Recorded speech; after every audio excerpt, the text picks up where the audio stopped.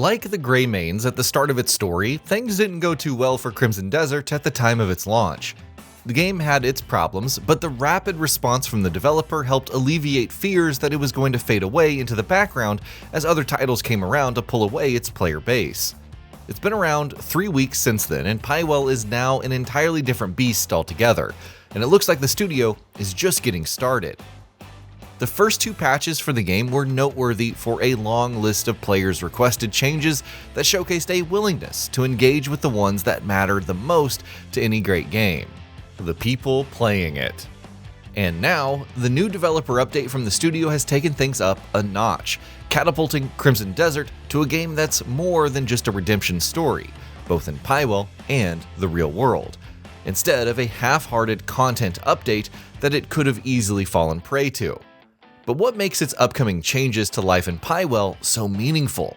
Well, let's find out. Change from within. It's always great when promises to improve are met with speedy action. Crimson Desert has done just that, turning things around for its sandbox-style gameplay loop in a way that has showcased a pattern of fast responses to specific player complaints. Flying around in Pywel is now so much better thanks to adjustments to stamina consumption, a change that directly feeds into one of the game's strengths, which is exploration. We remember having to constantly look out for vendors when we reviewed the game. Our inventory filled up with all of the loot we were picking up off of the bodies of our foes and from the world. We're hoarders and hated the idea of having to let things go just in case they turned out to be important later on. But then, a huge chest that was exclusively our own got added to the camp. And yet, getting to it was a tad annoying as it was right behind an NPC. It's now been moved to our tent, where getting to it has become so easy it's almost second nature to stop by it whenever we decide to kick back and hang out with our fellow comrades. We got an option to hide our helmets and hoods, even when we reaped the defensive advantages that they gave us. A detail that might seem insignificant, but created a world of difference to players who took that option for granted in their games. These are just a few examples of how the developers have monitored what players have been saying about the game and worked pretty hard to make so many changes and make them fast. The latest update reflects an ongoing commitment to make Crimson Desert a tale for the ages. But like any great adventure, there's still a long way to go. But let's dive into what's coming in the near future first. Patching pain points.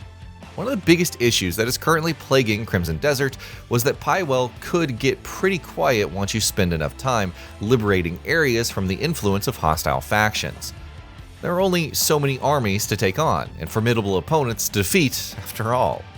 Besides that, the fact that Damien and Unka can't access many areas thanks to their lack of Axiom abilities is quite annoying, as you need to switch to Cliff, who might be halfway across the map depending on where you left him.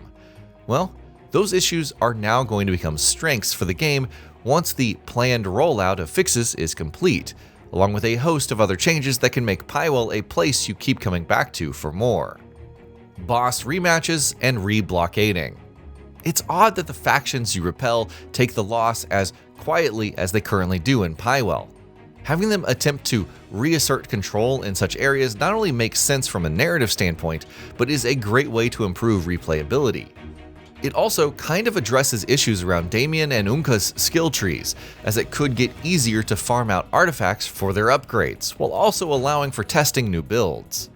The same goes for bosses, as you can potentially attempt to take on enemies that Damien and Unka were previously locked out of for story purposes.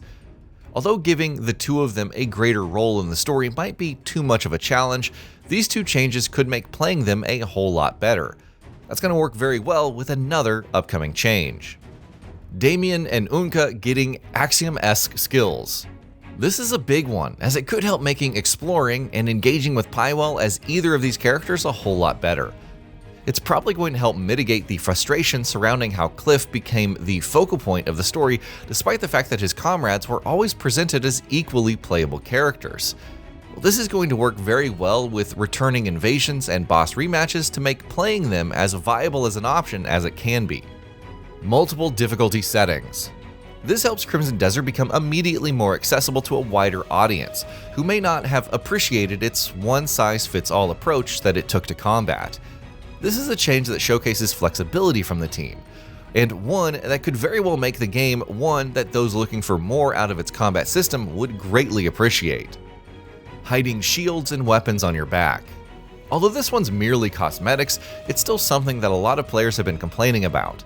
Although Cliff's trusty Grey Wolf shield might be a part of his epic journey, it did break the immersion just enough to be an annoyance, especially when many of us were dual-wielding swords for that barrage of attacks. It shows an understanding that in an experience that aims to be as cinematic as this one, these little details matter more than one might imagine. Other miscellaneous additions. Continuing refinements to managing your gear, materials, and key items alongside additions of new outfits, mounts, pets, and armor for both existing and new mounts and pets are all part of the planned rollout, and are very welcome additions that allow for improved player expression in a game that's already pretty strong on that front. All of these changes are ones that players have been clamoring for, but why does this batch of updates resonate with them as much as it has? The bigger picture. You only have to look at what's come before the latest announcement to answer that question. We already touched upon the addition of private storage at the Howling Hill camp, and improvements to controls and stamina management that made exploration easier.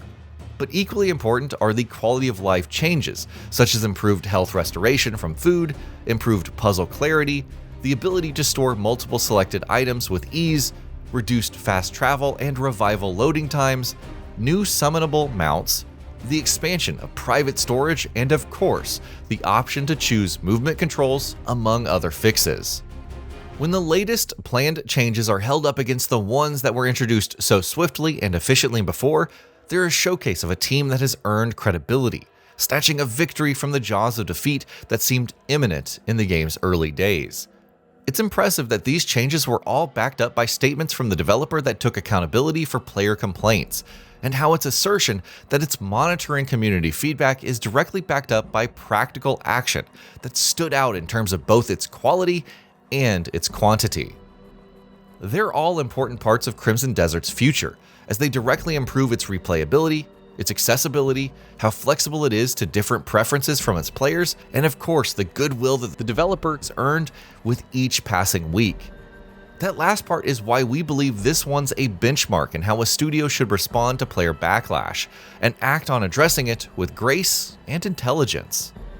Crimson Desert's team hasn't relied on silence, vague promises, or meaningless additions to the game, a problem that continues to plague modern gaming in situations where things don't go as planned for the developers. Its efforts at damage control are a perfect example of what post-launch recovery for a game should be, with the integration of the game's community into that process. The team is giving every Greymane out there everything they need to enjoy their time in Pywel, and make the adventure feel like it's truly their own, and doing it with a speed that has turned skepticism to optimism for an adventure that always carried potential.